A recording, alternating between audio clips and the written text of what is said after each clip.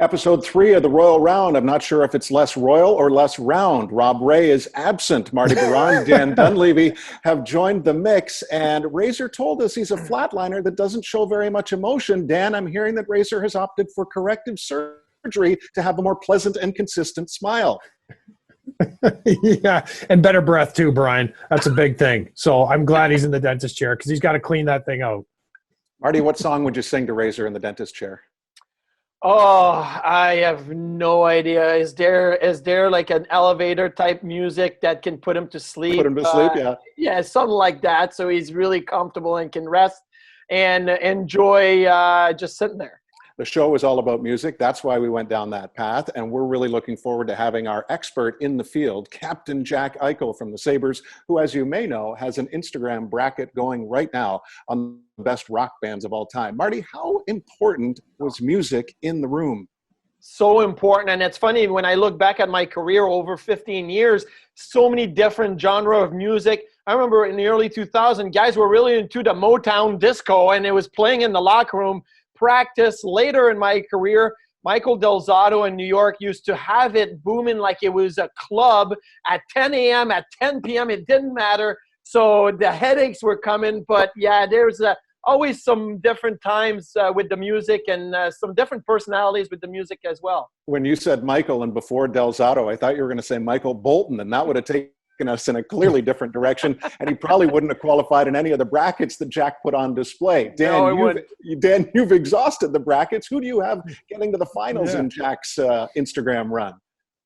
You know, it's a tough bracket. I mean, he did a really good job putting together the matchups here, and it really comes down to personal taste, because when I look at every single artist on this sheet, everyone has made a very significant contribution to not only their genre of music, guys, because I know you're all fans, Duffer, you big time as well, but they've also had a crossover effect to many bands. So I don't think anybody that knows me will be surprised that Eddie Van Halen is a real inspiration and was throughout my teenage years growing up. Just kept me happy, kept me in a really good mood going through all those changes we go through. So Van Halen is the band that at the end of the day, along with AC/DC, are the two bands that I try to imagine in this bracket living my life without music. And that's how, when the matchup got tough, I said, imagine that band never existed anymore. Could you live without the music? And even though the answers were tough, Brian, it came down to Van Halen, AC/DC for me, and I'm going to give it to Van Halen. There's only one man who will know the winner before anyone else. He's Jack Eichel.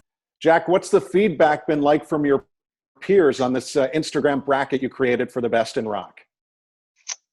I mean, it's been good. I think people have had fun with it, which is obviously the reason I did it. I just wanted people to interact and find something to kind of take up their time. It was a fun process building it, and I think that probably the most common complaint I would say would be just the seatings, and obviously everyone wants their favorite artist, band, whatever it might be, to be seated higher. But there's so many great artists. It's just obviously tough to seed them. Here's my complaint, Jack. This is what I'm complaining about. Look at this backdrop. How is Metallica a 5 seed? Really? Like, yeah. They went all the way to the end for me. They're in the finals, so that's my support right there.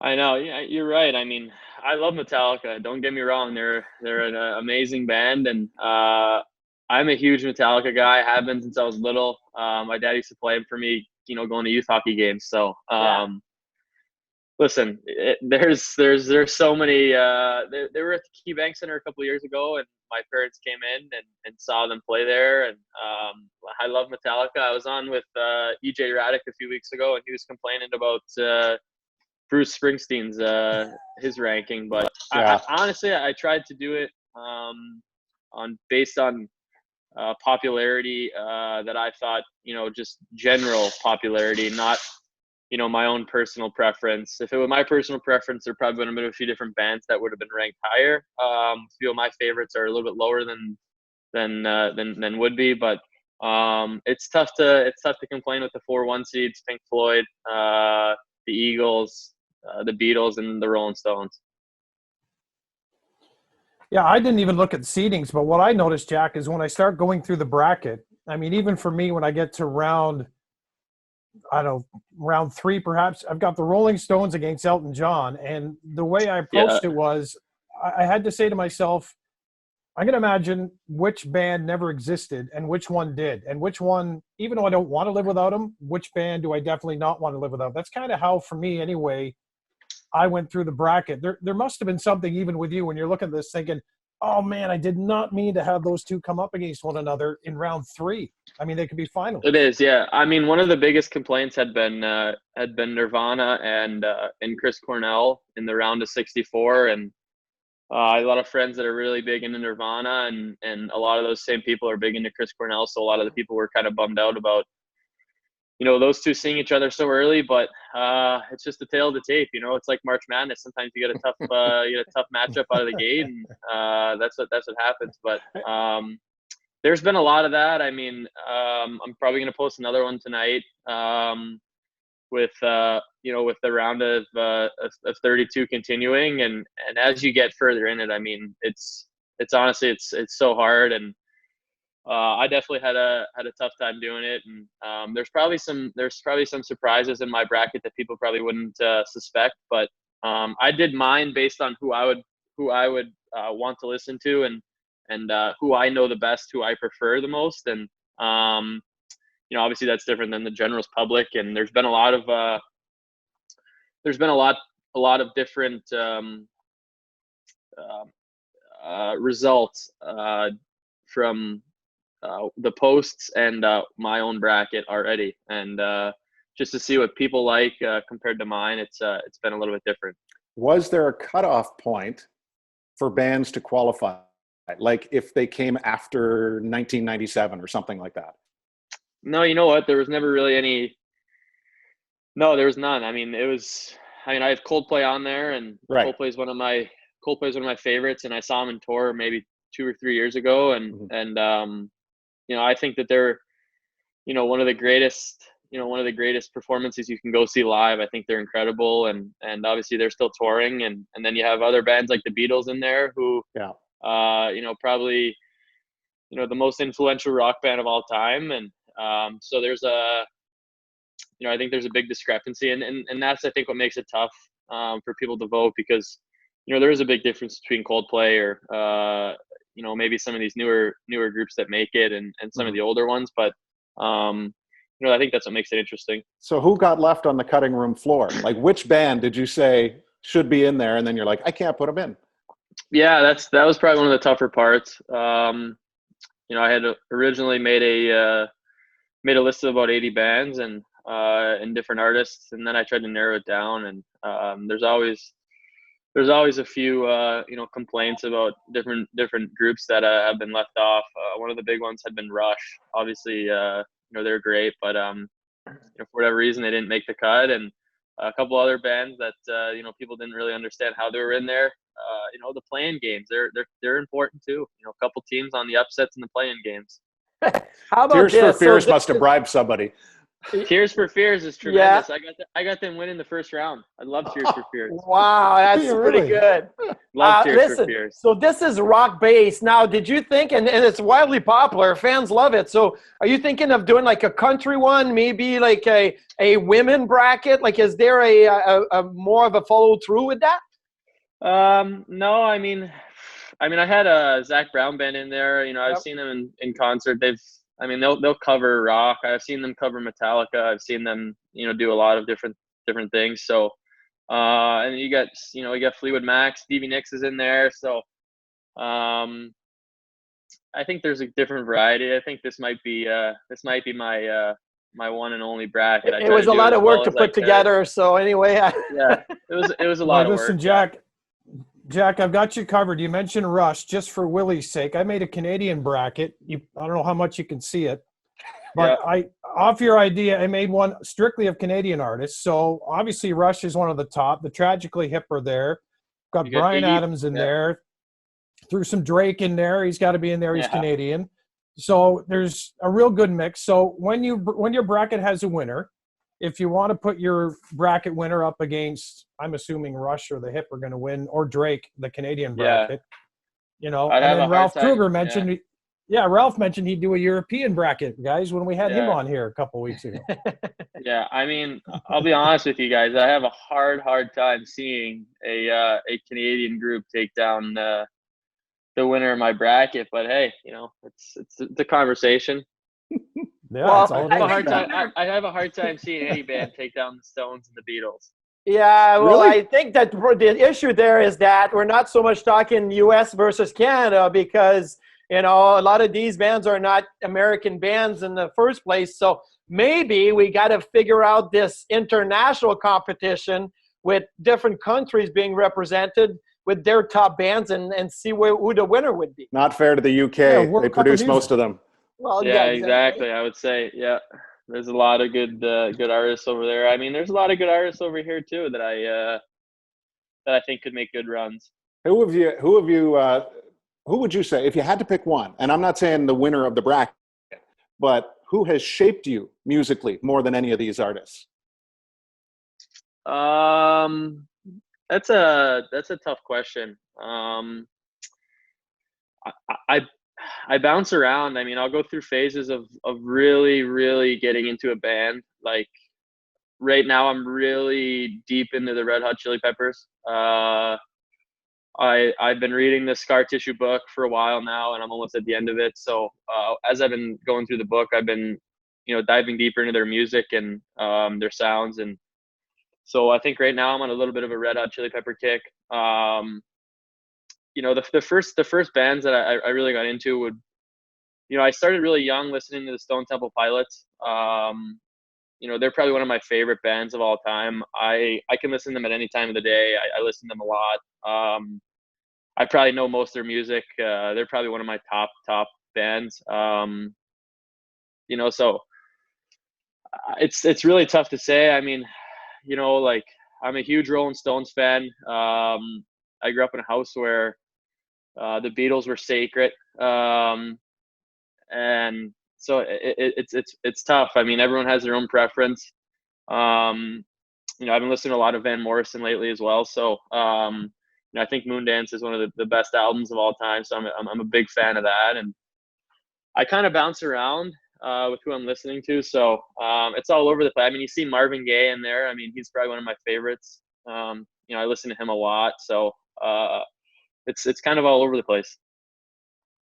Now, like Duffer asked me before you came on, what type of music we listened to in the locker room when I played and how influential that music was to maybe our moods and how we got ready for a game. You talked about listening to Metallica on your way to games with your dad.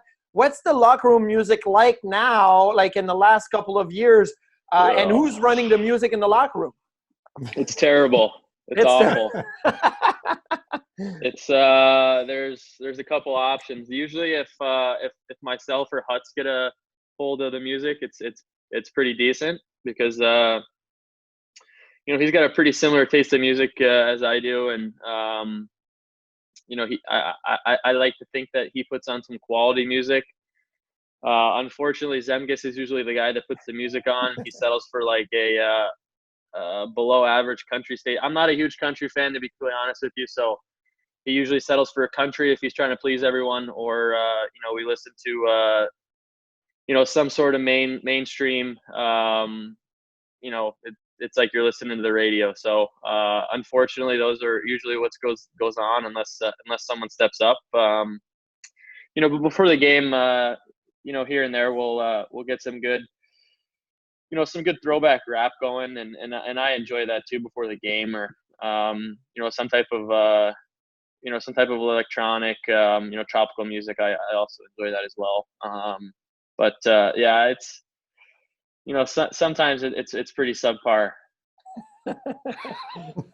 If you could sit, Jack, for an evening over dinner and drinks pick one of your favorite artists and just chew the fat and talk about where they're coming from and where they're going with their music, where they went. They can be with us now, or they can be, have moved on, like even Little Richard. Who would you want to sit down and just hang with? God, that's a really tough question. I definitely have thought about it. I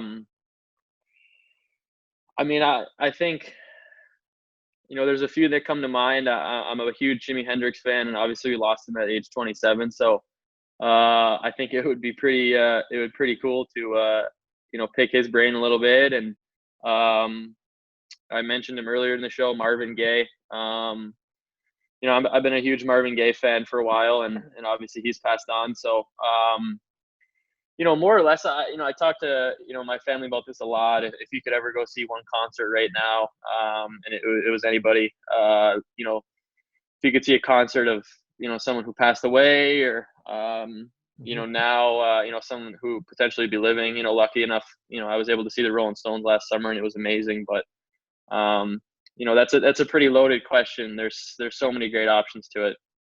So is there that concert that you haven't seen that you wished you could have? I think if I could see anyone, I would have loved to have gone seen the Stone Temple Pilots while Scott Weiland was still with us. Mm-hmm. Just because of how big of a fan I was. Obviously, we lost him at a young age. So I saw them with their replacement a couple of years ago. It was actually really, really good. Yeah. I mean, I actually, Dave Williams, our equipment manager, he tells a story about meeting Scott Weiland. I can't remember where he was, but he saw them in concert and he got to meet him, and he said the show was tremendous. So I think it'd be really cool to go see them. You think about a lot of these people that that have passed on a little bit too early. You think you were a little bit you're not fortunate enough to go see them while they were still playing. People like Kurt Cobain. I would have loved to have seen Nirvana. I've heard their performances are pretty special. So, those are just a few that I think would be really cool. Well, the cool thing about the internet and YouTube and all of that is you can go and revisit some of the performances. You talked about Stone Temple Pilots. I went back and watched their Unplugged, which led me to watch Nirvana's Unplugged, Eric Clapton's Unplugged. Like, there's so many of those out there. And, I listened to those type of music, and I watched those shows when they were on TV. So thank you for bringing those memories. That was pretty cool for me to go down memory lane and go out and watching those shows. The Unplugs are tremendous. The Unplugs those are some of my favorite to listen to, obviously, because you have that live aspect to it, and I think when they're playing, they're connecting with the audience in a good way. And I have the Stone Temple Pilots Unplugged on vinyl, and I listen to Nirvana Unplugged quite frequently, actually. So those are two of my favorites. And you brought up Eric Clapton too, who's another one. Who he's quite sacred in my house. That's my dad's favorite, and my parents have an Eric Clapton wedding song, and so he's a big one for me. Someone who I could definitely see going far in the bracket. Well, Jack, thank you for the community stuff that you've been up to as well. What's been the most rewarding aspect for you? I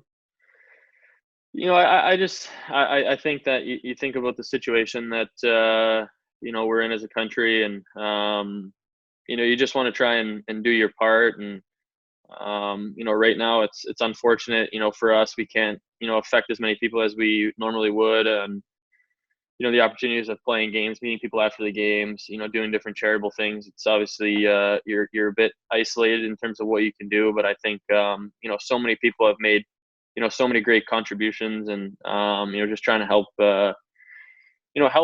help different communities get back on their feet if they need it, or aid hospitals, or just really tell people that you're thankful for their work and what they're doing. And for me, I've obviously built a pretty good relationship with Roswell, and in the community of Buffalo. Just want to try and affect as many people as you can. It's tough right now with your hands tied a little bit. You're limited in what you can do, but the Sabres and the Western community, the Western New York community has been great, and trying to just trying to stick together, and I think it's shown.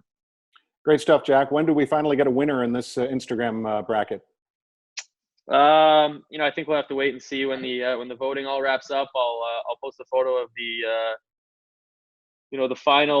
final bracket that the fans have created, and then what mine looks like. Sounds good. We'll talk soon. All right, thanks, Duffer. Thank you, guys. Really appreciate it. Guys, music is such a personal taste. Let's dive into artists or bands that have really influenced us recently or over the years. Marty? Well, I grew up in Quebec, right? So I listened to a lot of French music growing up. And for me, it was more about the music, less about the lyrics. But I'll tell you this, recently, my 12-year-old, she has a beautiful voice and she sings, and she's been listening to a lot of Christina Perri. So I've been kind of discovering her unique voice, her sound, and I love when my daughter sings along with it. So that is one artist that we've listened to quite a bit lately. Dan, how about you? Well, lately it's you talk about lyrics and singing, Marty. There's a singer by the name of Miles Kennedy, and he teamed up with Slash on one of Slash's side projects, and Miles Kennedy and the Co-Conspirators, and I just think are magnificent, really great musically, and then just the harmonies and the lyrics, and really the emotion that Miles sings with as well is something that I'm really drawn to. Rustin Kelly stands out for me of late. Some may know him as Casey Musgrave's husband. He's a bit of an alt-country, Americana, rock, you name it kind of guy. Just really has found his way of late, and I'm hoping big things come for Rustin. He's incredibly talented as a singer-songwriter. His latest single is called Brave, which he's dedicated to his mom. It is a thing of beauty. I was lucky enough to be able to see him perform it at the Ryman Auditorium in Nashville before we all hit pause. All right. Next week, the Royal Round promises to have Razor back in his familiar position. That is Monday, May 18th.